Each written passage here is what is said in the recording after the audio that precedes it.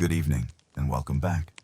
Tonight, we are turning our minds southward towards a land born of a single great river, a civilization whose history is as long and slow as the shadows cast by the desert sun. We are beginning the complete story of ancient Egypt, from the Nile to Cleopatra calming history. I invite you to share where you're listening from. Allow the sounds of your own night to become part of our quiet journey. Settle in now. Find warmth and let your body soften. Allow your breath to become slow and shallow like the whisper of the soft wind across the dunes. Tonight, there is nothing to solve, nothing to resist. All plans, worries, and tasks can simply dissolve into the quiet night. Let my voice be your soft anchor tonight, guiding you into a deep, restful calm. We are drifting back through time toward the land where the ancient rivers flow and the stars settle into the quiet night. Nothing in tonight's story will disturb your peace. Let the gentle greetings settle over you like a warm mantle. Now allow yourself a long, slow breath, filling yourself with the evening stillness and letting it out, releasing any lingering tightness. Imagine the air around you is turning thick and soft like morning mist rising from a cool river. We are stepping back into an ancient myth-like cadence, where time itself moves slowly, measured only by the changing light of the moon. Our entrance into the world of ancient Egypt will be slow and serene. It is a world built on rhythm, patience, and the profound certainty of renewal. There is no urgency here, only the deep, steady pulse of history. If these gentle journeys help you rest, you may leave a soft like or subscribe, only if it feels comforting and natural for your night. Chapter 1. Origins. The primordial silence of none. We begin our journey at the true source of all things, the ultimate origin, the time before time itself. In the ancient Egyptian creation, myths before there was earth, before there was sky, there was only none. Imagine none as a state of absolute deep and comforting silence. It was not a violent ocean or a raging storm, but a quiet, boundless, dark, primordial water. Infinite, inert, and utterly peaceful. None was the state of potential, the quiet, vast nothingness from which everything would eventually emerge. Let the imagery of none settle over you, a deep, dark expanse of water under an equally deep, dark sky, without sound or motion. Within this boundless calm, the first stirring began. It was not a sudden burst, but a slow, inevitable emergence. From the quiet, watery depths, the first piece of solid ground at the Benben stone rose slowly. This was the first mound, a gentle elevation of stability above the chaotic silence. This event was the absolute genesis of order, known as Zep Tepi the first time. On this soft mound, the creator god Adam appeared. Adam was self-created, and his first act was simply to breathe and exist in the newly formed air. This moment was the beginning of light and consciousness, but still a distant, dreamy light, like a low ember glowing in the vast dark. From Adam's own being, the first elemental pair was softly manifested Shu, the god of the air, and Tefnut, the goddess of moisture. Shu gently separated the sky from the earth, and Tefnut provided the nourishing dampness. This elemental act led to the first foundational landscape. Shu held the sky goddess Nut, arching gracefully above, away from the earth god Geb, who lay patiently below. Geb and Nut were often depicted embracing only to be softly, eternally separated by the air god Shu. Their constant, gentle separation allowed the warm breath of life to flow in the space between. This mythical landscape set the stage for the physical reality of Egypt. Everything was organized around a duality: sky and earth, chaos and order, wetness and dryness. But the true heart of the Egyptian origin story, the constant rhythm that defined their civilization, was not in the sky, but in the Nile River. The Nile was seen as the physical manifestation of Nun, the primordial water, brought under the control of the natural world. It was the eternal flow, the predictable recurrence of life. Every year, the river performed its great, slow, gentle miracle, the inundation. The flood came not as a disaster, but as a blessing. It was a time when the river slowly drifted over the banks, coating the narrow valley in rich, dark silt. This precious, fertile soil was called Kemet, the Black Land, which stood in stark contrast to the surrounding Deshret, the Red Land, the silent, dry desert. The ancient roots of Egypt lay in this delicate balance, a thin, vibrant ribbon of soft wind and life. Kemet stretched between two vast, endless realms of ancient dust, Deshret, and the deep silence of the sea. This duality was the destiny of the land, the core truth that shaped every king, every stone, and every gentle footstep taken upon its soil. Let the slow river carry this imagery through your mind as you feel your body grow heavier and calmer. Chapter 2: Formation. The cultivation of order and the first names. The gentle emergence of the Benben and the eternal cycle of the Nile set the stage. Now we enter the phase of formation of the early years where human communities began to cultivate order from the primal expanse. This shaping was a slow, deliberate process, much like the patient layering of silt left by the annual flood. As the river gifted the fertile Kemet Black Land, it also demanded organization. The challenge of controlling and distributing the floodwaters required a collective breath, a system of cooperation among many small settlements. This necessity led to the creation of the first political units, known as nomes or provinces. Imagine the early nomes as small, independent worlds, each clustered around a vital segment of the river, sharing the responsibility of maintaining the delicate network of irrigation canals and dikes.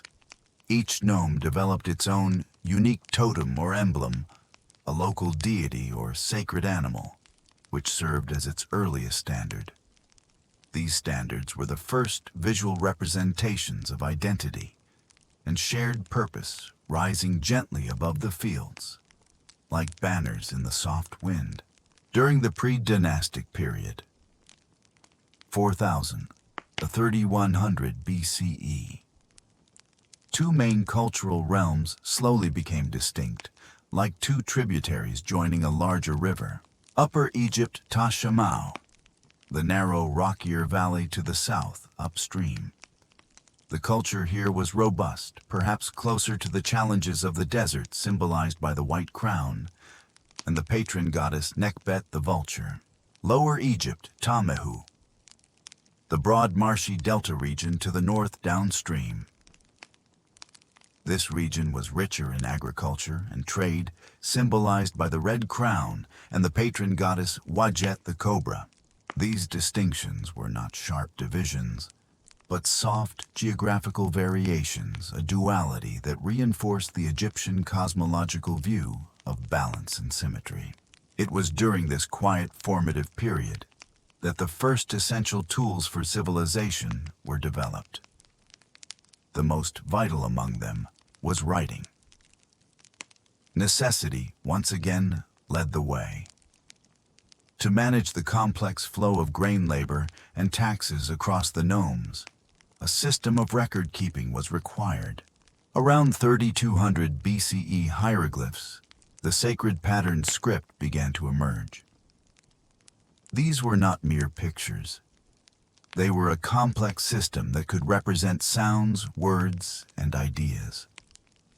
The earliest use was purely administrative, a simple, quiet way to list offerings and census data. This act of writing, performed with reed brushes on shards of pottery or soft papyrus, was a profound step. It meant that memory was no longer fleeting. It could be etched and preserved, carried on the soft wind of time. Concurrent with writing, the early Egyptians solidified their understanding of the divine forces. The deities of this time were often representations of natural powers, the sky, the sun, the earth, and the river. They believed in the concept of the soul and the afterlife, seeing the journey of the sun across the sky and its subsequent rebirth each morning as a promise for humanity. This early belief system was not one of fear, but of profound certainty in renewal, a reflection of the reliable Nile cycle itself. This chapter of formation is quiet. It is the slow, steady work of human hands, learning to use the resources the river provided, establishing the roots, and giving names to the gods and concepts that would govern their civilization for millennia. There is no drama here, only the low, gentle hum of a society finding its deep, steady rhythm. Chapter 3. Early Journeys. The gentle convergence of the two lands. The decentralized nomes had established their rhythm, and the written word was quietly cataloging the world. We now move into early journeys, the soft, inevitable path toward political unity, a process that was more akin to two streams gently converging than a violent clash. For centuries, Upper and Lower Egypt existed in a state of balanced differentiation.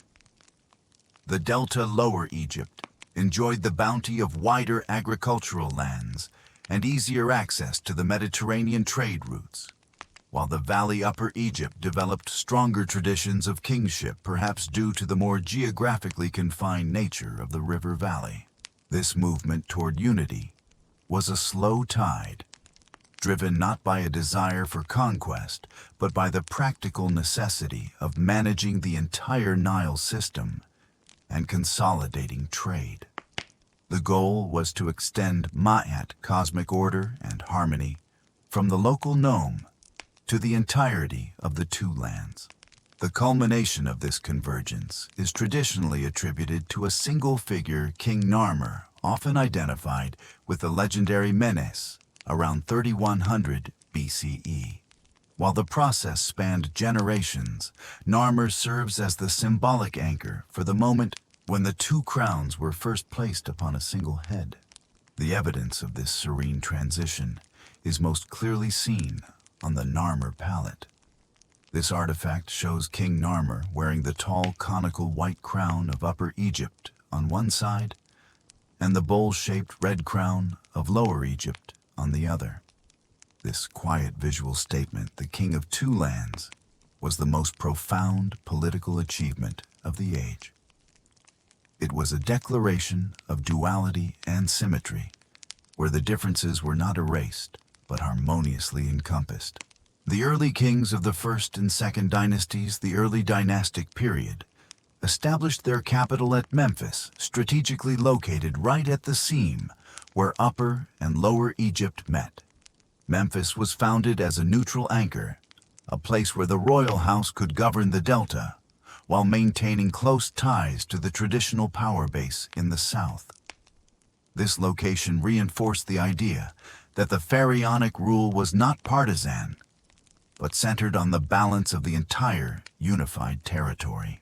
The early journeys of these first pharaonic courts focused heavily on ritual and symbol. The concept of the pharaon, as the living embodiment of the falcon god Horus, became solidified. The king's role was to perform the rituals of balance, ensuring the correct offerings were made, overseeing the flood cycle, and personally representing the union of the two lands in every procession and festival. Even the royal tombs of this period, the early mastabas, large rectangular mud brick structures, reflect this journey toward permanence. They grew larger, more elaborate, designed to house the body and the Ka life force of the deceased pharaoh, ensuring his successful transition to the afterlife. This transition was viewed not as an end, but as a necessary re-entry into the cosmic cycle, securing the continued prosperity of Egypt. These mastabas were the gentle footsteps that led to the later, more spectacular stone monuments. They were built with care and precision, slowly perfecting the techniques of large-scale construction and the organization of labor, all quiet preparation for the great architectural shift that lay ahead. The journey was one of profound internal peace. Trade flourished up and down the Nile. The uniformity of the writing system and the centralized authority over the irrigation systems brought predictable harvests and economic stability. This early success solidified the belief that the maintenance of Ma'at through the Pharaoh was the natural enduring state of the world. Chapter 4. Turning Points. The Architectural Revolution and the Stone Age. The early unified kingdom had found its rhythm along the Nile. But a pivotal turning point was approaching, a shift in material and ambition. Moving from the soft, sun-dried mud brick structures of the early dynasties to the monumental enduring presence of stone. This was an architectural revolution, a transformation that occurred gently, like the inevitable change of seasons, ushering in the Old Kingdom c. 2686-2181 BCE, the age of the pyramids. The first profound change was spearheaded by an extraordinary figure, Imhotep. Serving Pharaoh Djoser during the Third Dynasty, Imhotep was a polymath, a revered architect, doctor, and vizier. He was the one who quietly challenged the limits of tradition. Instead of relying on mud brick for royal tombs, he mandated the use of dressed stone, a material that would ensure the pharaoh's permanence and successful afterlife journey. Imhotep's creation for Djoser was the step pyramid at Saqqara. It was not a sudden invention, but an evolution, a series of mastabas, the earlier rectangular tombs, stacked atop one another, receding toward the sky. This structure was a powerful, silent declaration, and the king's path to the heavens was now visibly manifested in unyielding stone. It was a physical ladder for the soul, the Ka, to ascend and rejoin the cosmic cycle. This shift was a turning point in belief as well. The act of building such a massive eternal structure reinforced the pharaoh's status as a divine intermediary essential to maintaining Ma'at. The construction itself, however, was not fueled by harsh slavery, but by the highly organized peaceful labor of thousands of skilled workers and peasants who worked on the royal projects during the annual fertile slack season of the inundation. The project was an immense national endeavor, promoting unity and stability across the two lands. The architectural journey continued to its zenith in the Fourth Dynasty. Pharaoh Sneferu experimented with different forms, building the bent pyramid and the red pyramid, learning the precise angles and stresses of the stone until the perfect geometric form was realized. The ultimate silent climax of this turning point came with the Great Pyramid of Giza, built for Sneferu's son Khufu. This monument and its neighbors, built for Khafre and Menkaure, represent the peak of the Old Kingdom's organizational capacity and spiritual ambition. The perfect sharp-edged pyramids were not built to create tension, but to symbolize the sun's rays streaming down to earth, providing a tangible, serene connection between the pharaoh and the sun god Ra. Beside the pyramids, the Great Sphinx was carved, a colossal figure with the body of a lion and the head of a man, likely Khafre. The Sphinx rests there eternally facing the rising sun, symbolizing the pharaoh's strength and wisdom, protecting the sacred necropolis. This era, known for these towering works, was a quiet meditation on eternity. The energy of the state was channeled not into outward conquest, but into internal organization, ritual purity, and the smooth flow of resources necessary to complete the divine building projects. The scale of the work only magnified the importance of the scribes and administrators, who kept the complex logistics running with methodical, gentle efficiency. The stone spoke softly of power permanence and the unshakable belief that the Egyptian way of life anchored by the divine pharaoh would last forever.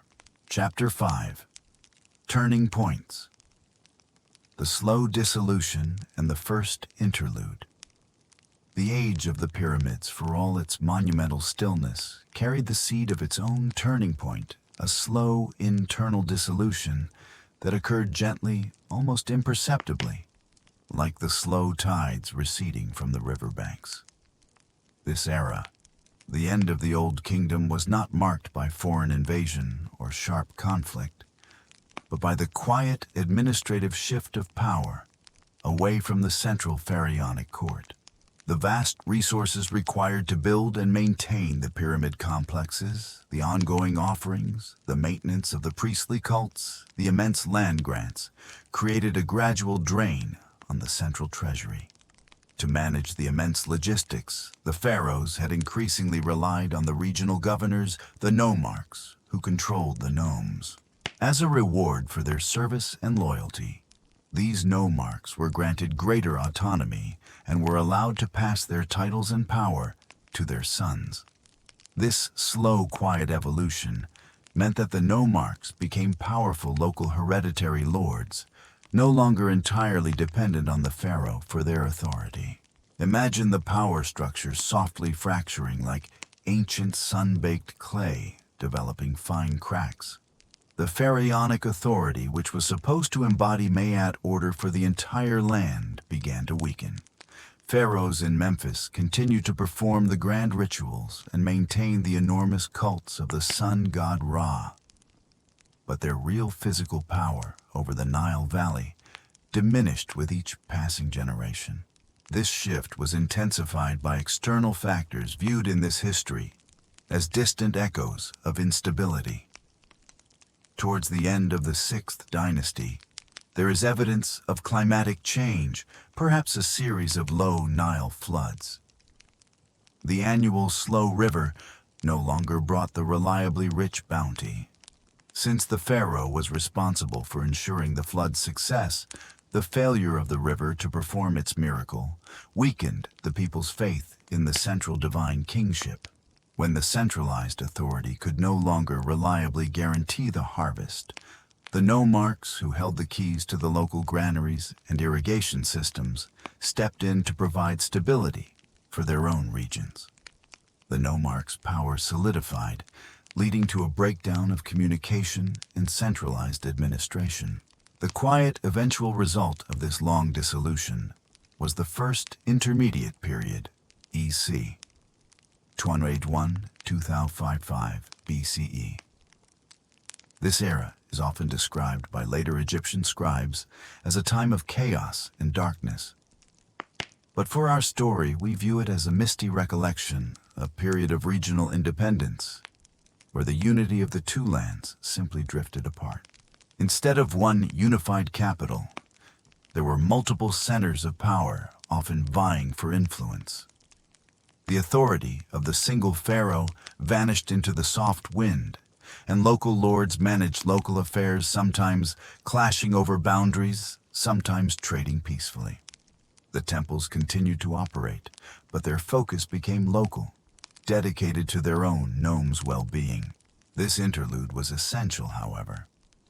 It was a time when the powerful cultural institutions, writing religion, and the concept of the divine kingship were preserved locally, kept alive by the proud nomarchs. The concept of Ma'at never vanished. It was simply maintained on a smaller regional scale, like individual lantern glows in a vast dark field. This period of decentralization was a necessary pause, allowing the political landscape to clear before the next great formation could begin.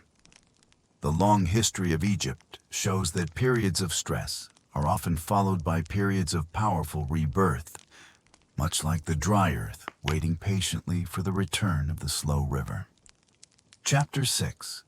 Formation. The re-emergence of the Middle Kingdom. The period of localized rule. The first intermediate period faded slowly like the low embers of a dying fire, waiting for a gentle new breath. This era of decentralized power eventually led to friction as nomarchs in different regions competed for influence and resources. This political drift was necessary, however, to cleanse the system and prepare for a new, stronger formation. This second great era of unity, the Middle Kingdom, E.C. 2055-1650 BCE, began with the quiet, persistent rise of a powerful family from Thebes' modern Luxor in Upper Egypt. The nomarchs of Thebes were initially just one faction among many, but they possessed a disciplined focus and a deep reverence for the original ideal of Ma'at. The key figure in this process of reunification was Mentuhotep II of the 11th dynasty. His path to reunification was not a single sharp military victory, but a long, patient campaign, a gentle movement over decades, slowly persuading or overcoming rivals, until the entire length of the Nile was once again under a single central authority. Around 2055 BCE, with his triumph, Mentuhotep II moved the center of power and belief back to a single focal point, ushering in a time of profound stability and artistic flourishing. Thebes, once a small regional city, became the spiritual anchor of the newly reformed state. The Middle Kingdom represented a new kind of formation. Unlike the Old Kingdom pharaohs, who were distant, unchallengeable divine beings, the Middle Kingdom kings were seen more as shepherds carrying rulers, directly responsible for the welfare and prosperity of their people. They were powerful, but their power was rooted in a new social contract protection in exchange for loyalty. This shift in the concept of kingship is known as the democratic turn.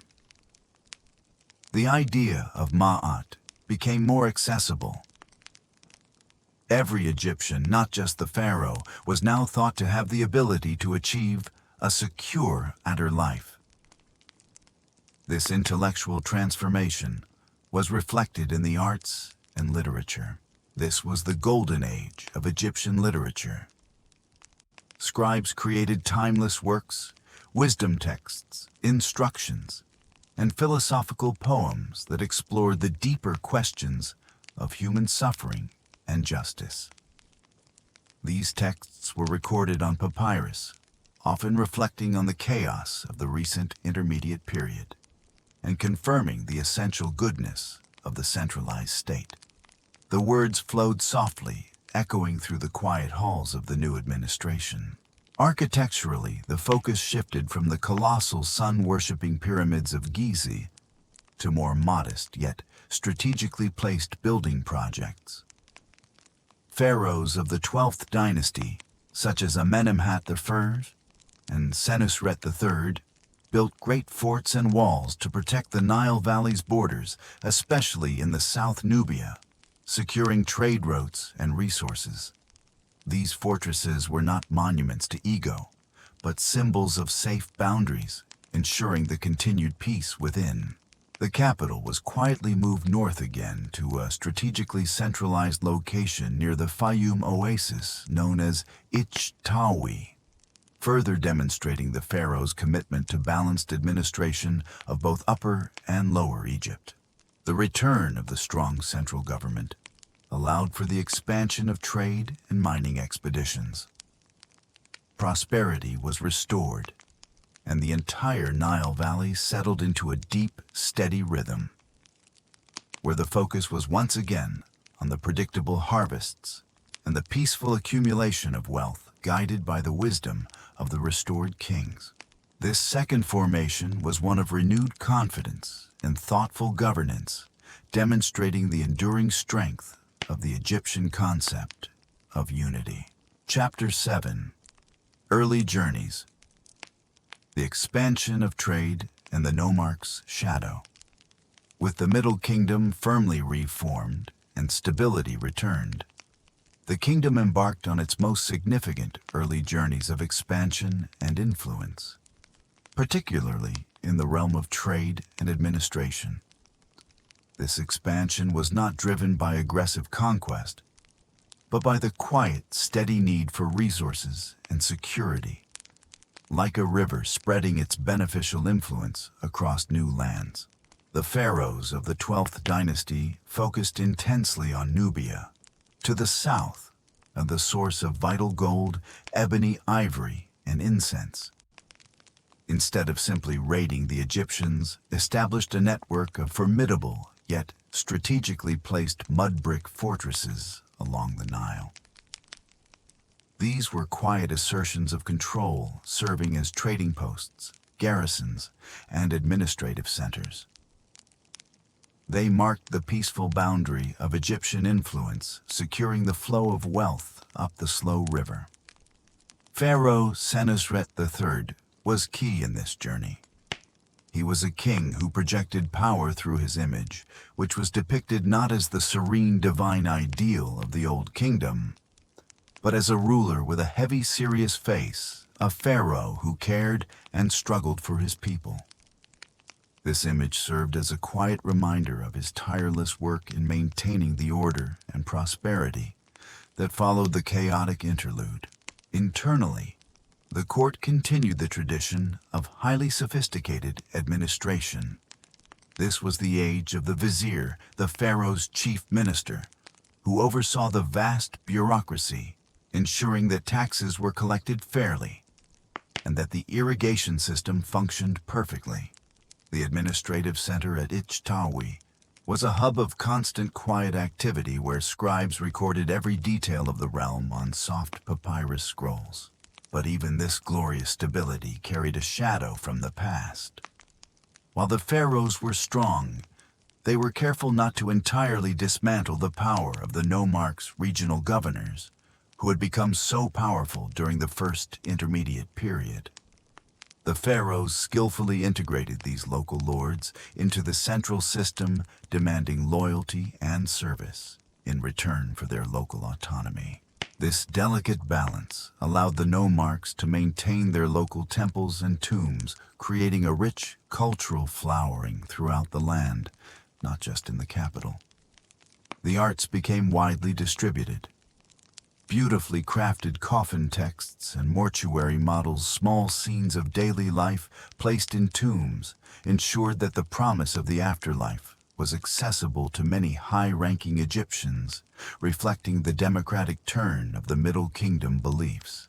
However, the power of the nomarchs remained a potential weakness, a deep root of regional autonomy that lay dormant. As long as the central pharaon was strong, the slow river of authority flowed smoothly toward the capital. But if the pharaonic line weakened, the nomarchs would inevitably reassert their independence. This early journey into expansion was characterized by quiet confidence, a perfect blend of internal literary and artistic refinement and external security, gained through measured strategic control of trade resources.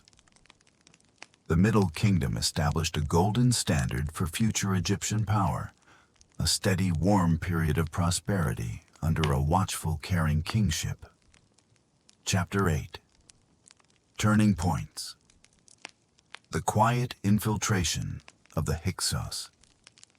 The confident prosperity of the Middle Kingdom, detailed in the previous chapter, was slowly preparing for another profound turning point, one that arrived not through a violent northern invasion, but through a slow, quiet infiltration and gradual accumulation of influence. This gentle shift led to the Second Intermediate Period, c. 1650–1550 BCE. The weakness began not with the pharaoh's military might, but with the quiet erosion of their centralized power and the growing contact with foreign populations. As trade and resource extraction in the Levant, modern Syria, and Palestine Intensified during the Middle Kingdom, semi-nomadic peoples from the Near East began to settle in the fertile lands of the eastern Nile Delta. These settlers were primarily Canaanites, collectively referred to by later Egyptians as the Hyksos, a name which translates softly as rulers of foreign lands. Imagine the Delta region a wide, marshy expanse, absorbing these new populations gradually. They arrived not as invading armies, but as merchants, artisans, and pastoralists settling peacefully within the borders. Over generations, these groups, already established and organized, began to rise in local administrative power, particularly in the delta city of Avaris. The quiet, true turning point occurred not on the battlefield, but in the realm of technology and political vacuum. The Middle Kingdom's line of strong pharaohs naturally weakened through time, and the central authority at Ichtawi began to fade, creating the very instability the nomarchs had once capitalized on. As the native Egyptian government grew indecisive, the organized Hyksos leaders in Avaris gently asserted control. The Hyksos' dominance was facilitated by their superior, yet quietly introduced, military technology. They brought with them the composite bow, more powerful than the native simple bow, improved metallurgy for tools and weapons, and most importantly, the horse-drawn chariot. These were not weapons of mass destruction, but instruments of speed and efficiency that gave the Hyksos a critical advantage over the older, slower Egyptian military traditions. The Second Intermediate Period saw the Hyksos ruling a significant portion of Lower Egypt from Avaris, while a series of native Egyptian princes maintained control over Upper Egypt from the traditional capital Thebes. The land was softly divided again, a misty recollection of the earlier Intermediate Period, but this time with a foreign presence at the north. This was not a time of total darkness, but a period of quiet cultural exchange. The Hyksos kings adopted Egyptian royal titles, language, and administrative methods, paying homage to Egyptian deities and scribal traditions. In turn, the Theban princes quietly observed and absorbed the Hyksos' advanced military technology. The chariot, which would later define the power of the new kingdom, was learned from these foreign rulers. The Theban princes, though paying nominal tribute to the Hyksos, were effectively independent. They maintained their local power, tending to their temples and the needs of their region, patiently waiting for the moment when the slow river of Egyptian resolve would swell enough to push back the foreign presence. This infiltration, though initiating a period of political division, ultimately served as a softening filter for the inevitable return to unity. It forced the native Egyptian rulers to modernize and strengthen their military capacity, preparing the ground for the immense power that was about to be unleashed in the next great era. Chapter 9. Formation. The dawn of the new kingdom and the chariot. The foreign presence of the Hyksos, though a time of political fragmentation, served as a crucial catalyst for the formation of the next great era. The New Kingdom, c. 1550–1070 BCE. This period would see Egypt reach the zenith of its power and influence, often described as its imperial age. The impetus for this formation began quietly in the south in Thebes, where the native Egyptian princes had patiently endured the Hyksos rule in the Delta. The Theban line, recognizing that the old ways were insufficient, began to absorb the lessons of their rivals. They learned the crucial technology of the Hyksos, the horse, and chariot, and slowly integrated these new efficient instruments of war into their forces. The reunification began with a series of princes who quietly prepared the ground for the final push. Sekenenre Tao was the first to openly challenge the Hyksos, and though he died in battle, his sacrifice was a powerful unifying symbol. His successor Kamose continued the fight, pushing the foreign rulers back towards their northern stronghold of Avaris. The ultimate figure of this formation was Amos 1550 BCE. He successfully drove the Hyksos out of Avaris, chased them into the Levant, and definitively unified the two lands once more. This was not a clash of civilizations, but a gentle, firm assertion of sovereignty, restoring the centralized ideal of the pharaoh.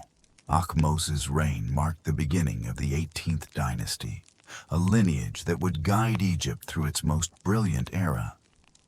The new pharaonic ideal was born from necessity. The king was no longer merely the divine ritualist Old Kingdom or the caring shepherd Middle Kingdom. He was the victorious warrior, a god who actively defended Mahat with military might. The capital remained primarily Thebes, and with this shift, the local Theban god Amun was elevated to national prominence. Amun, often combined with the sun, god Ra, to become Amun-Ra, became the silent, pervasive force behind the state. His priests and temples, particularly at Karnak, grew immensely wealthy and influential, embodying the spiritual and economic center of the reformed kingdom. This new formation was deeply influenced by the memory of the Hyksos presence. Never again would Egypt risk being so vulnerable to external powers. The lesson learned was that lasting stability required secure, defined borders, and for the first time, a policy of proactive defense. The chariots that had once belonged to the Hyksos now became the symbol of Egyptian power, carrying the pharaoh's generals far beyond the traditional borders of the Nile Valley. This quiet technological adoption was the key that unlocked the vast wealth and influence of the new kingdom. The foundation was set for a new kind of early journey, one of active engagement with the wider world. The land was once again at peace, the soft wind carrying the promise of a golden imperial age. The internal chaos had led inevitably to a new, stronger expression of order. Chapter 10. Early Journeys. The imperial reach of the 18th dynasty. The new kingdom was firmly established, and the newly militarized state now embarked on its great early journeys of conquest and diplomacy. These journeys transformed Egypt from a protected river valley into a leading international power, stretching its influence far beyond the traditional borders, but doing so with a meticulous, organized pace. The first pharaoh to truly solidify this imperial reach was Thutmose III. Having learned the lessons of the Hyksos, Thutmose led his chariots south into Nubia, establishing a secure border well past the Fourth Cataract and extending Egyptian control over the vital gold mines. This was a gentle footstep into foreign territory, ensuring the continuous soft flow of wealth back up the Nile to finance the growing state and the temples of Amun-Ra. His campaigns were not mere raids. They were the establishment of a systematic administration.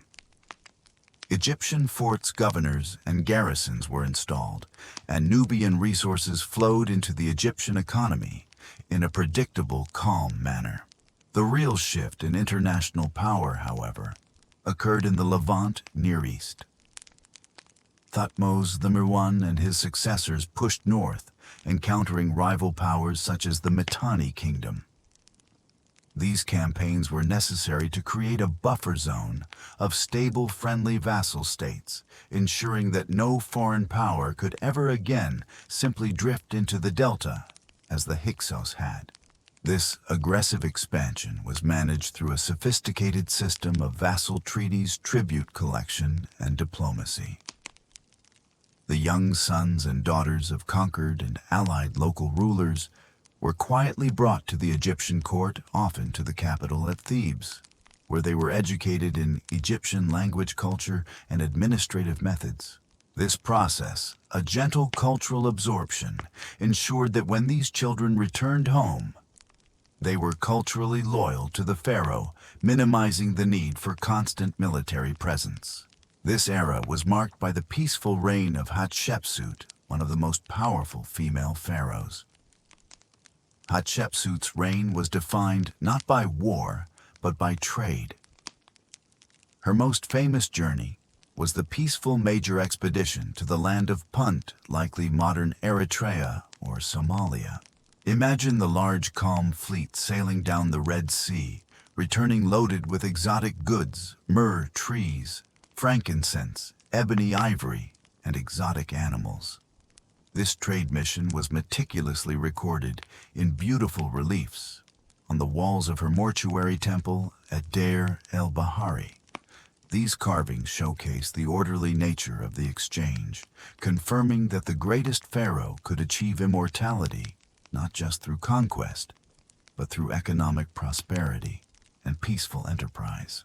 Hatshepsut's rule and the subsequent reigns of the powerful Thutmose pharaohs established the new kingdom as the undisputed center of the ancient world. The wealth flowing from Nubia and the Levant allowed for immense building projects, particularly the massive temple complexes at Karnak and Luxor, dedicated to the state god Amun-Ra. The growing power of the priesthood of Amun at Thebes became a significant quiet force within the state. They controlled vast estates, managed large numbers of personnel, and accumulated enormous gold and silver reserves. This internal power structure, the immense wealth of the temple existing alongside the immense wealth of the pharaoh, set the stage for a new profound turning point within Egyptian religious and political life. A shift that would arrive softly, carried on the warm breath of a single revolutionary king. The external early journeys were complete and the focus would soon turn inward. Chapter 11. Turning Points. The Amarna Interlude and the Sun Disk. The immense wealth accumulated during the New Kingdom, channeled through the powerful priesthood of Amun, was quietly preparing the ground for the most radical turning point in Egyptian history, a deliberate, profound rupture with centuries of tradition. This shift was initiated by a single pharaoh, Amenhotep IV, who attempted to reshape the very spiritual fabric of the two lands. Imagine the atmosphere in Thebes, where the priests of Amun held vast estates and wielded significant influence, existing almost as a parallel power structure to the pharaoh. This immense silent power of the priesthood was the ultimate challenge to the pharaonic ideal, which demanded absolute undivided authority. Amenhotep IV, recognizing this internal competition, chose to assert his power not through military force, but through a religious revolution. This was a turning point entirely of the mind. He abandoned the worship of the traditional pantheon, particularly the supreme state god Amun-Ra, and elevated a singular deity, the Aten, the visible disk of the sun. This was a softening filter for the traditional polytheism. The Aten was not the anthropomorphic sun god Ra, but the pure, unadulterated light and energy of the sun itself. It was an abstract, gentle force representing universal benevolence. Amenhotep IV even changed his name to Akhenaten, effective for the Aten, to signify his absolute devotion. The most profound yet quiet step in this turning point was the construction of an entirely new capital city. Akhenaten abandoned the traditional centers of power, Memphis and Thebes, and built Akhenaten, Horizon of the Aten, now known as Amarna, on virgin land in Middle Egypt. This act was not driven by anger, but by a serene, absolute commitment to a new ideal. Akhenaten decreed that only the Aten was to be worshipped, and that he and his wife Nefertiti were the sole intermediaries between the Aten and humanity. The massive temples of Amun were quietly closed, and their vast estates were absorbed by the crown. The artistic style of this period reflects the depth of the change. It broke with the rigid, stylized conventions of Egyptian art that had lasted for millennia. The Amarna style was marked by a relaxed naturalism, showing the royal family in intimate, gentle poses, Akhenaten Nefertiti, and their daughters bathed in the rays of the Aten. This shift from formal perfection to fluid grace was a transformation guided by the new singular focus on the natural world and the loving, visible light of the sun disk. However, this religious revolution was too sudden, too absolute for a civilization built on the stability of millennia. The change was implemented at the top, but the common people who relied on the comfort of their local gods and traditional rituals found the new abstract faith difficult to embrace. The Amarna interlude was a brief, intense, and ultimately unsuccessful experiment lasting only about 17 years. It serves as a quiet reminder that even in a civilization built on order, the deepest turning points often stem from the spiritual yearnings of a single powerful mind, seeking to redefine the relationship between the king, the god, and the people. Chapter 12. Early Journeys. The quiet return to order Tutankhamun. The radiant light of the Aten, championed by Akhenaten, was a brief, intense flare in the long night of Egyptian tradition. The revolution proved unsustainable, and upon Akhenaten's death, the court embarked on a swift, quiet, early journey back to the ancient ways. This transition period culminated in the brief but historically resonant reign of Tutankhamun, Akhenaten's immediate successors Smenkhkare, and then the boy king Tutankhaten, recognized that the stability of the empire depended on the restoration of the traditional pantheon. This was not a violent overthrow, but a carefully managed return to Maat. The shift began with a simple, profound name change, Tutankhaten. The living image of the Aten became Tutankhamun, the living image of Amun. This name change was the softening filter for the entire nation. It symbolized the end of the monotheistic experiment and the return of the immense spiritual authority of the state god Amun-Ra. The capital was quietly moved back from the pristine but isolated city of Akhenaten Amarna to the traditional centers, first to Thebes spiritual center, and then to Memphis administrative center. Akhenaten was swiftly and serenely abandoned. Its beautiful heretical temples dismantled, its stone used for new constructions, a quiet, symbolic erasure. During Tutankhamun's short reign, he died around age 19. The court and the powerful bureaucracy led by the Vizier I and the General Horemheb focused entirely on restoration. They reopened the temples of the traditional gods, particularly the colossal complexes at Karnak and Luxor. Massive resources were poured into rededicating the shrines and replenishing the estates of the priesthood of Amun, soothing the deep institutional wounds caused by Akhenaten's fervor. Tutankhamun's reign, though militarily quiet and politically controlled by his elders, secured the continuity of Egyptian religion. The journey back to order was meticulously recorded on official stelae, which calmly stated that the country had been restored from a time of chaos and neglect. This return to the ancient rhythm ensured that the vast, complex, and beautiful traditions of Egyptian civilization survived the momentary spiritual drift. His unexpected early death meant that his burial was hasty but elaborate. Ironically, the very quietness and lack of major military significance during his reign allowed his tomb to remain largely forgotten and undisturbed for over 3 millennia. The discovery of Tutankhamun's tomb in the 20th century provided the world with a pristine, complete view into the material splendor of the new kingdom, preserved like a moment frozen in the ancient dust. Tutankhamun's legacy is one of restoration and continuity.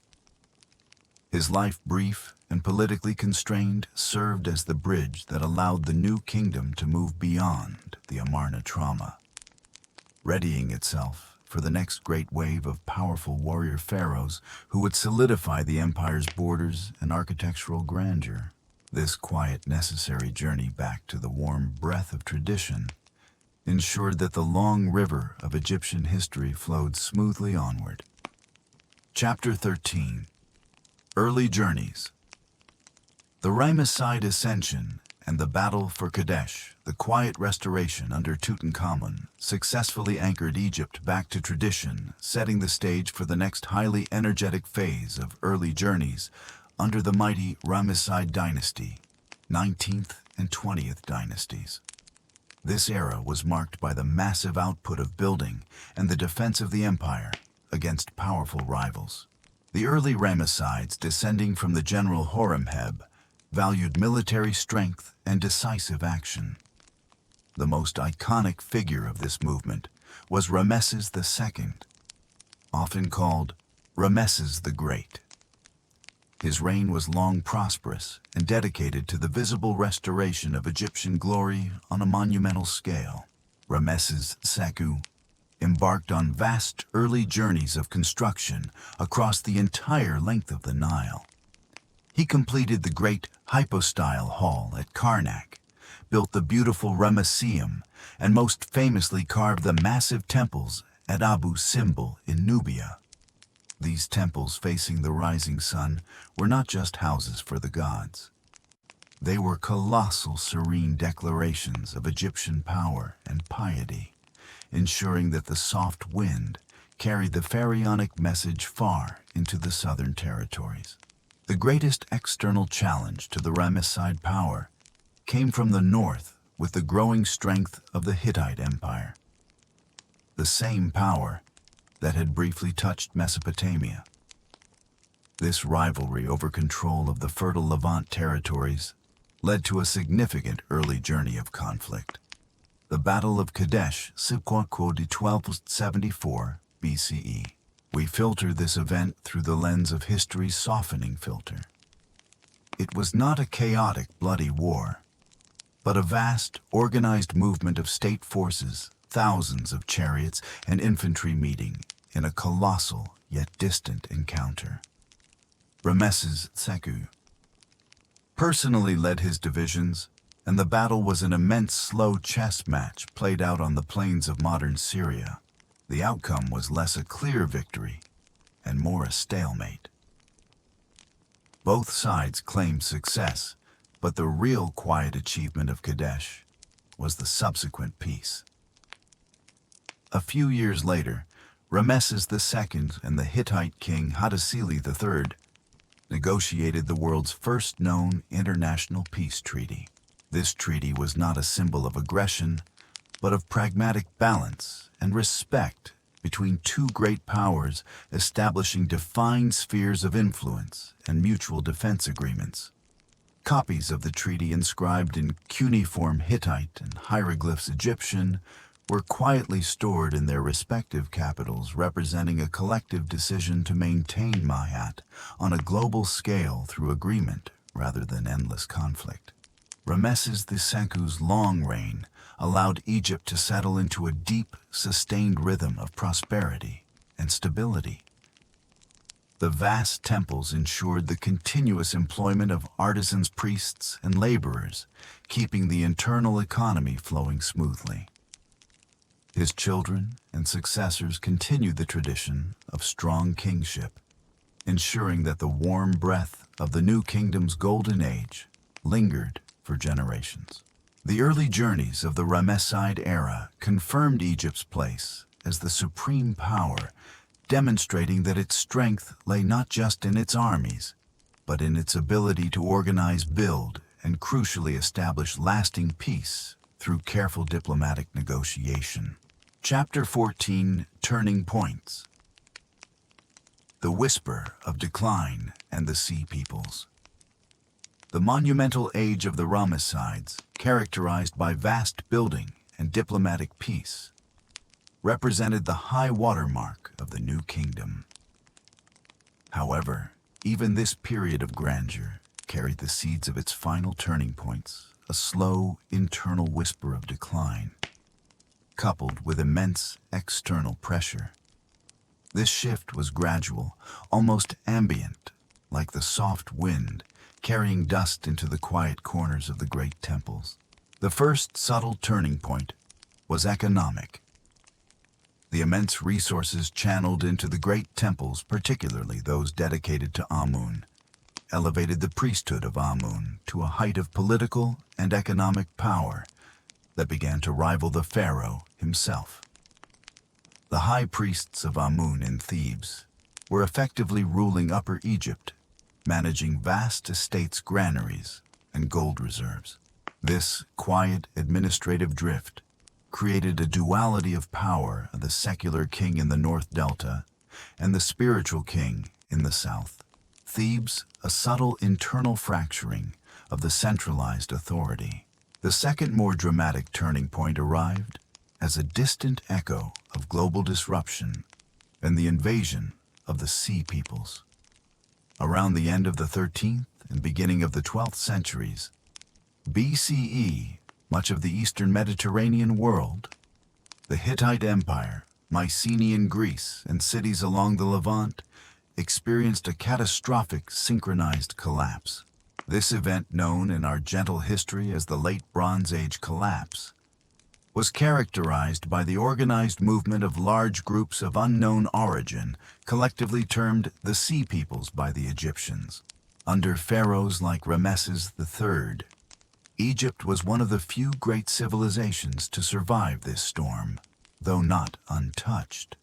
Ramesses III documented these encounters, viewing them not as direct, sharp conflicts, but as symbolic changes in the global rhythm.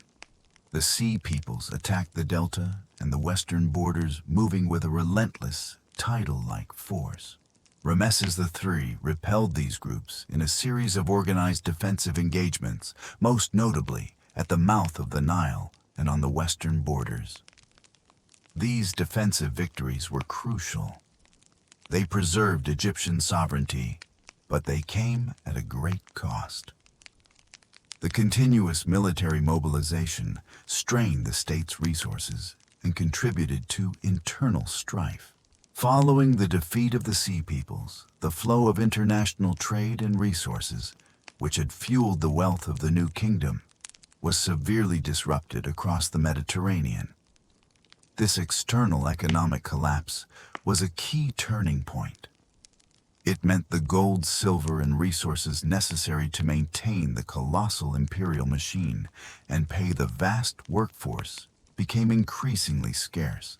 The combined effect of these pressures, the immense power of the priesthood of Amun internally, and the cessation of foreign wealth externally, was a quiet transition towards the third intermediate period, c. 1070–664 BCE. This was not a sudden collapse, but a gradual, slow release of centralized control, mirroring the earlier dissolution of the Old Kingdom. The centralized unity of the two lands softly dissolved into regional governments. The high priest of Amun in Thebes essentially became the ruler of Upper Egypt, while a new line of pharaohs arose in the delta. Egypt was politically fractured once more, entering a period of regional stability and local focus, like the slow river finding multiple new channels through the soft earth. Chapter 15. Legacy. The long night of the Third Intermediate Period. The political fracturing that began with the Sea Peoples' disruptions settled into the legacy of the Third Intermediate Period. c. 1070–64 BCE.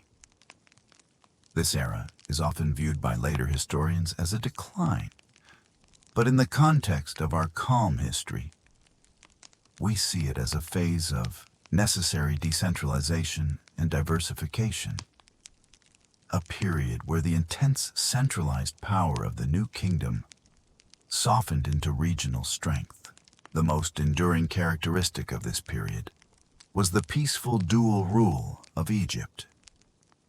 The north, based in the delta cities like Tanis, was ruled by a line of pharaohs, the 21st and 22nd dynasties. Simultaneously, the south, particularly Thebes, was under the effective control of the high priests of Amun. This was not a fierce struggle, but a quiet arrangement where authority was simply divided along geographical and spiritual lines. This duality was further complicated yet stabilized by the arrival of the Libyans. Over generations, Libyan families, many of whom had served as mercenaries or settled peacefully in the western delta, rose to positions of local power. This culminated in the 22nd dynasty, founded by Shoshenq-Hur, who was of Libyan descent. These Libyan pharaohs adopted Egyptian titles, religion, and culture, completely demonstrating the enduring, profound capacity of Egyptian civilization to absorb and transform foreign elements. Imagine the delta cities during this time. The bustling markets and harbors were filled with a greater variety of languages and customs, yet the core administrative language remained hieroglyphic, and the temples continued their ancient rites. The wealth of these Libyan Egyptian rulers was channeled into lavish burials in cities like Tanis, where their intact silver coffins and gold masks echoed the splendor of the new kingdom, ensuring their own place in the eternal cycle. Meanwhile, the deep south saw the rise of the kingdom of Kush-Nubia. While Egypt had once ruled Nubia, the Nubians had long revered Egyptian culture and religion. As Egypt fractured, the Nubian kingdom grew in power and eventually saw itself as the true pure custodian of the Egyptian religious tradition. This led to a soft reversal of roles. A Nubian dynasty, the 25th dynasty, EAC 744-656 BCE, quietly asserted control over Upper and then Lower Egypt. These pharaohs, such as Piye and Taharqa, were not invaders. They were restorationists. They came to Egypt to enforce the true worship of Amun and restore the monumental building projects of the earlier New Kingdom, which they saw as neglected by the Delta rulers. The Nubian reign was a profound cultural moment, an echoing testament to the power of the Egyptian legacy. Rulers from the deep south from the foreign land of Kush traveled north to unify Egypt under the banner of its own oldest religion. They built pyramids again in their capital Napata and later Meroe, ensuring that the traditions of the earliest great Egyptian structures continued even if not on Egyptian soil.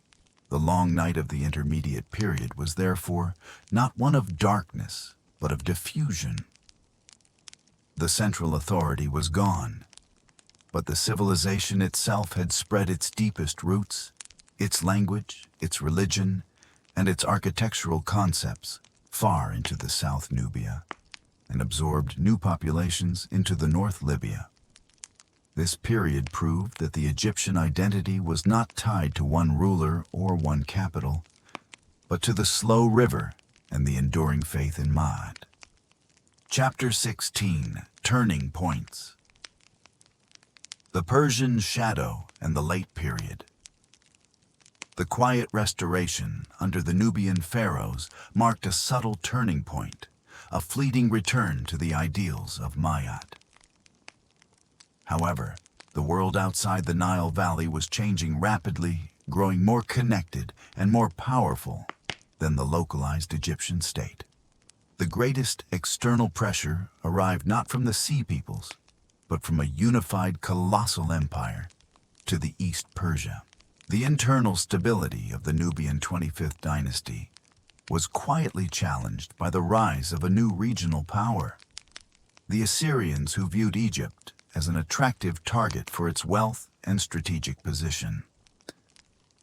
The ensuing encounters were a distant echo of conflict, primarily defensive skirmishes, fought in the Levant and the Delta. The Nubians eventually withdrawing south left a power vacuum in Lower Egypt, which was filled by the emergence of the 26th dynasty based in Sais. This site period was a time of soft revival Sekki 64525 BCE, known as the Late Period. Pharaohs like Psamtik I sought to recapture the serene confidence of the Old Kingdom.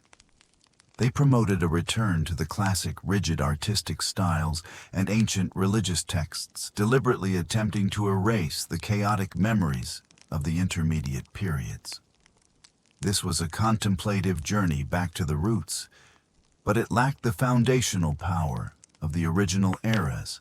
The most profound turning point of this entire period was the arrival of the Persians. In 525 BCE, the Persian king Cambyses II gently asserted control over Egypt after the Battle of Pelusium. This was the first time Egypt was ruled directly by an external power that did not seek to become Egyptianized, immediately marking the beginning of the Achaemenid Persian satrapy rule by a governor. Imagine the subtle shift in the administrative structure. The Persian kings, often referred to by later Egyptians as the 27th dynasty, ruled Egypt as a province, or satrapy, of their enormous empire. While the Persians generally respected Egyptian religion, supporting the temples and adopting the title of pharaoh, their capital, and their primary focus lay far to the east.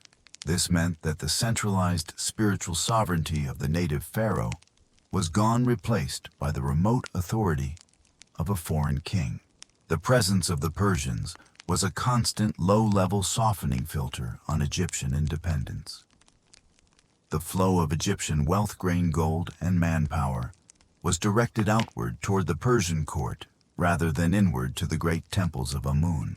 Though the Persians ruled effectively and ensured stability, the absence of a native divinely appointed pharaoh weakened the central ideal of Ma'at. The power of the local nomarchs continued to fluctuate, and brief periods of Egyptian independence, the 28th, 29th, and 30th dynasties, flickered like lantern glows in the deep night, only to be extinguished by renewed Persian control. This late period was a long, slow transition. The monuments still stood, the priests still performed the rites, and the slow river still flowed. But the political sovereignty, the sacred autonomy of the two lands, had become a subject of the changing global political weather, constantly overshadowed by external forces.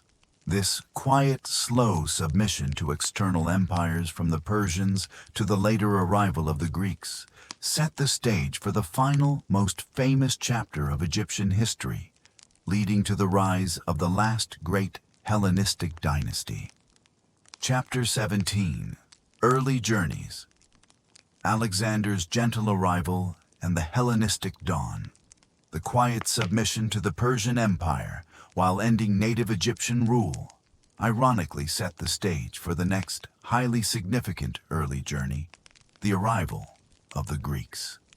This period was initiated by a single seismic yet soft transition when Alexander the Great arrived in Egypt.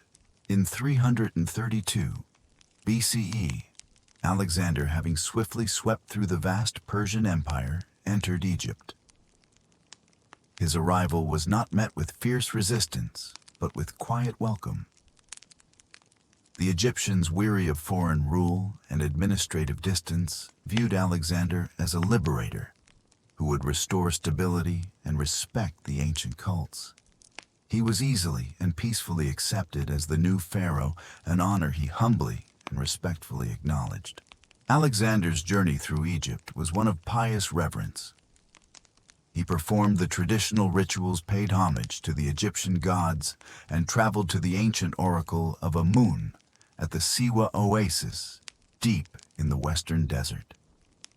The oracle confirmed him as the son of Amun, a profound spiritual affirmation that linked him directly to the long tradition of pharaonic divinity. This act was a gentle footstep that bridged the Greek and Egyptian worlds. The most lasting legacy of Alexander's brief presence was the founding of Alexandria. Recognizing the strategic limitations of the Nile Valley capitals like Memphis and Thebes, Alexander chose a new pristine site on the Mediterranean coast. This city was designed to be the nexus between Egypt and the wider Hellenistic world, a global harbor and a beacon of Greek intellectualism. Imagine the building of Alexandria laid out on a grid plan designed for trade scholarship and communication. It was a new formation built upon the foundations of Egyptian wealth and Greek ambition. The city became the antithesis of the isolated river-centric Egyptian civilization. It faced the sea ready to embrace the currents of the world. Alexander, leaving Egypt almost as quickly as he arrived to continue his conquests eastward, entrusted the governance of this newly acquired territory to his generals. Following Alexander's untimely death, his empire fragmented, and Egypt fell quietly into the hands of one of his most trusted generals, Ptolemy Soter. Ptolemy's assumption of power began the Ptolemaic dynasty, 305–30 BCE. This was a crucial turning point, the start of the Hellenistic age in Egypt. Ptolemy Soter ruled not as a native pharaoh, but as a Greek king, establishing a sophisticated centralized monarchy. However, the Ptolemies quickly understood the wisdom of the Egyptian legacy. They ruled from their new glittering capital of Alexandria, but they adopted the pharaonic ideal and rituals for their Egyptian subjects. They learned to balance the intellectual energy of the Greek world with the profound religious piety of the Nile Valley. This duality would define the next 3 centuries, blending Greek reason with Egyptian eternity, an enduring fusion carried on the soft wind of cultural exchange. The early journeys of the Ptolemies were defined by this syncretism, setting the stage for one of the longest and most stable periods of the late period, anchored by the wealth and scholarship of their magnificent new capital. Chapter 18. Formation. The cult of the Ptolemies and the Library of Alexandria. The founding of the Ptolemaic dynasty under Ptolemy. Soter marked a distinct formation layer for late Egyptian history, the fusion of 2 vast, sophisticated cultures. This period was characterized not by military dominance, but by the quiet intellectual centralization achieved in the new capital Alexandria. The Ptolemies quickly established a unique dual monarchy. In Alexandria, they ruled as Greek monarchs, speaking Greek, minting Greek coinage, and relying on a bureaucracy of Hellenistic officials. Yet outside the city walls in the Nile Valley, they adopted the full regalia of the pharaohs. They commissioned temples in the traditional Egyptian style, supported the ancient priesthoods, and were depicted in reliefs exactly as Ramesses or Khufu had been centuries before. This formation was one of strategic syncretism designed to ensure political stability across both Greek and Egyptian populations. The core of this new formation lay in 2 monumental institutions built by the early Ptolemies, defining the spiritual and intellectual legacy of the era. First, the creation of the Serapis cult. Recognizing the need for a deity that both Greeks and Egyptians could share, Ptolemy I gently synthesized the Egyptian god Osiris, the god of the afterlife, with the Greek gods Zeus and Dionysus. This new god Serapis was housed in the magnificent Serapeum in Alexandria. The cult represented a soft political attempt to bridge the religious gap, ensuring a unified spiritual rhythm for the entire kingdom. Second, the Library of Alexandria and the accompanying museum. This was the greatest intellectual formation of the ancient world. The Ptolemies sought to collect a copy of every book written in the world, amassing hundreds of thousands of scrolls. The library was not merely a storage place. It was a vast, quiet research institute where scholars, astronomers, and philosophers lived, worked, and exchanged knowledge. This centralized repository of wisdom became the symbolic anchor of the Ptolemaic Empire, emphasizing intellectual supremacy over raw military power. Imagine the echoing halls of the library filled not with the sound of conflict, but with the gentle scratching of reeds on papyrus and the quiet murmur of scholars translating texts from Egyptian Hebrew and Babylonian into Greek. This was the quiet, profound legacy of the Ptolemies. They ensured the vast knowledge accumulated by the Egyptian scribes over millennia was preserved and transmitted to the wider Hellenistic world. However, this dual identity carried an inherent fragility. As the Ptolemaic line grew longer, the rulers became more distant from their Greek roots and simultaneously failed to fully integrate into the Egyptian culture. This internal administrative drift, coupled with the immense cost of maintaining the imperial fleet and the vast Alexandrian institutions, led to a slow internal weakening. The formation of the Ptolemaic state was brilliant, but it was anchored to the whims of the Mediterranean rather than the steady flow of the Nile. This dependency would eventually bring Egypt into the path of the last great external turning point, the rising power of Rome. Chapter 19. Turning Points. The Roman Shadow and the Triumvirate. The intellectual brilliance and political complexity of the Ptolemaic dynasty were slowly overshadowed by the relentless rise of Rome. This was the final monumental turning point for ancient Egypt, a shift from Hellenistic independence to absorption by the burgeoning power of the West. This change arrived not as a sudden storm, but as a growing relentless political pressure, like a slow tide encroaching upon the delta shores. The later Ptolemies, weakened by internal family feuds, economic instability, and the sheer cost of maintaining their glittering capital, became increasingly dependent on Roman diplomatic and financial support. Rome, initially a distant ally, transformed into a quiet, pervasive presence, exerting influence through loans treaties and the positioning of legions near Egypt's borders. The final generation of the Ptolemies lived entirely within the sphere of Roman policy. Pharaoh Ptolemy III. Auletes, the father of Cleopatra, owed vast sums to Roman bankers and senators, effectively turning the Egyptian kingdom into a client state. This dependence was the crucial softening filter for the final conquest. The land was not violently seized, but slowly financially absorbed. This narrative leads us to the most iconic figure of the final turning point, Cleopatra VII. Cleopatra, ascending to the throne amidst the turmoil of Roman civil wars, embodied the Ptolemaic fusion of Greek intelligence and Egyptian royal ambition. She was highly educated, fluent in several languages, including famously Egyptian, unlike her predecessors, and possessed a profound political will. She recognized that the only way for Egypt to maintain its autonomy was not through military resistance, but through personal diplomacy and strategic alliances with the most powerful Roman figures. Her early journeys were defined entirely by her encounters with the leaders of the Roman triumvirate Julius Caesar, and later Mark Antony.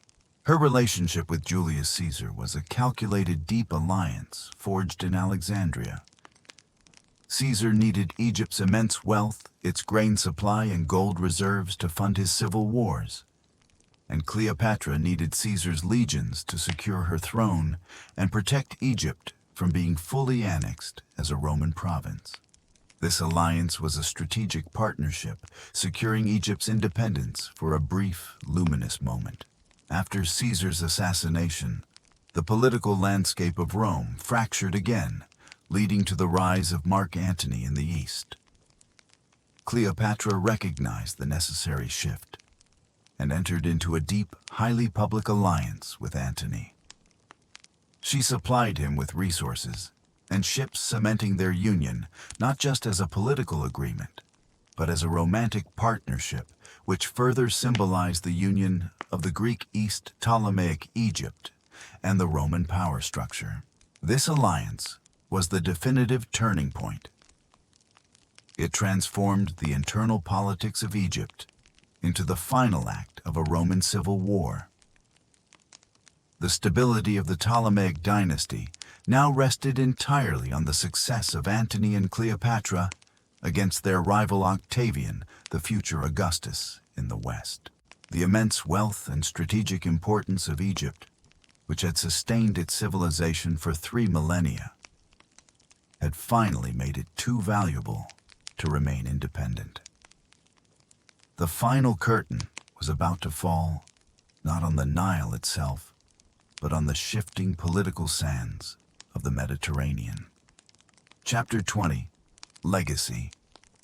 The final sunset and the eternal echoes. The fateful encounter between the forces of Antony and Cleopatra and those of Octavian Augustus at the Battle of Actium in 31 BCE was the final defining turning point of ancient Egypt. We view this clash not as a sharp military tragedy, but as the inevitable slow merging of two immense political currents. At Actium, the Ptolemaic and Antonian fleet was ultimately defeated, signifying the end of the last great Hellenistic kingdom. This loss was followed by Octavian's calculated, patient pursuit of his rivals to Alexandria. The subsequent deaths of Antony and then Cleopatra VII in 30 BCE brought the Ptolemaic dynasty to a decisive yet quiet close. Cleopatra's decision to choose her own death rather than be paraded as a captive in Rome was a final powerful assertion of her royal will, a last desperate act to maintain the dignity of the pharaonic ideal. This event marked the official end of ancient Egyptian independence, a history spanning over 3 millennia. Egypt was not treated as a conquered province, but as Octavian's personal domain, ruled by a prefect responsible directly to the new Roman emperor. This special status was intended to secure Egypt's immense grain supply, the reliable bounty of the Nile, which was now essential to feed the Roman populace. This final change, however, led to the ultimate legacy of ancient Egypt. The country lost its political sovereignty, but its cultural and spiritual influence became eternal. Under the Roman and later Byzantine rule, the monumental structures remained the defining feature of the landscape. The priests continued to perform the ancient rituals for centuries, and Roman emperors, including Octavian, now Augustus, adopted the title and iconography of the pharaoh on temple walls, demonstrating the enduring power of the Egyptian concept of kingship. This practice of foreign rulers adopting Egyptian ritual was the final soft echo of Mahat. The greatest enduring legacy was the peaceful transmission of knowledge. Scholars in Roman Alexandria continued the work of the Ptolemies, ensuring that Egyptian mathematics, astronomy, and medicinal practices were integrated into the Roman and Greek scientific traditions. The calendar we use today, for instance, traces its smooth rhythm back through the Roman reforms of Julius Caesar, who was heavily influenced by Egyptian solar calculations. The slow river of Egyptian religion also flowed outward. The cults of Isis and Serapis, with their promises of an eternal afterlife and gentle initiation rites, spread peacefully throughout the Roman Empire, becoming some of the most popular deities in the Mediterranean world, offering a spiritual comfort that transcended language and borders. In this final chapter, we observe that the Egyptian story did not end. It merely changed form. The political structure crumbled, but the ancient dust of its wisdom settled upon the whole Western world. The colossal temples, the quiet hieroglyphs, the deep reverence for order, and the certainty of renewal. These became the eternal echoes of a civilization built upon the single steady breath of the Nile. In this quiet journey tonight, we drifted through the gentle echoes of ancient Egypt, from the primordial silence of Nun and the first nomes to the great pyramids and the serene legacy left behind by Cleopatra. We followed the rhythm of the Nile from its earliest beginnings to the soft traces they leave behind in the foundations of our world. The story of Egypt teaches us that the greatest strength is found in patience and predictability. A civilization that anchors itself to the cycles of nature, the rising and falling of the river, can withstand all the turbulence of human ambition. It reminds us that true power lies not in conquest, but in the peaceful accumulation of knowledge and the enduring belief in order. If this peaceful journey brought you ease, you may leave a soft like or whisper in the comments where you'd like to drift next. And now, let the night grow still. Let your breath slow. May sleep come softly and carry you into peaceful rest. Good night.